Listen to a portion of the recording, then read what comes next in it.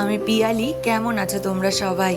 সকাল সকাল গাছ থেকে কয়েকটা ফুল তুলে এনে রান্নাঘরে একটা বাটিতে জলের মধ্যে সাজিয়ে রাখলাম।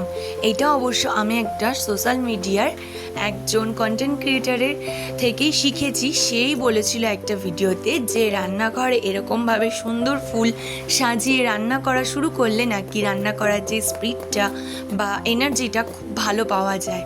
এর জন্য আমিও আজকে একটু প্রথমবার ট্রাই করে দেখলাম, আর দেখলাম সত্যিই খুব কাজের। যাই হোক, কয়েকটা আলু কেটে নিয়ে সেদ্ধ বসিয়ে দিলাম, আর পেঁয়াজও কেটে রেখে দিয়েছি পাশে।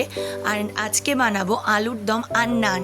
জানি এটা অবশ্যই একটু ভারী খাবার সকালবেলার জন্যে, কিন্তু মাঝে মধ্যে একটু এরকম অনিয়ম হতে কিন্তু বেশ ভালোই লাগে। একে একে আমি সমস্ত নেচিগুলোকে বেলে নেব, নিয়ে এবার ভেজে নেব।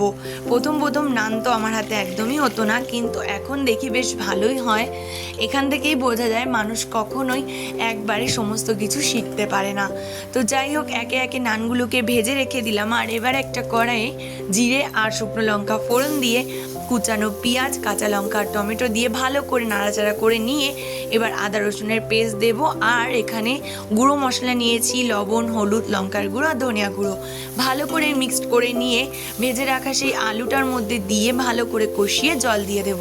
ফুটে উঠলে নামিয়ে নেব গরম মশলা দিয়ে। এই যে হয়ে গেছে আমার সকালের জলখাবার।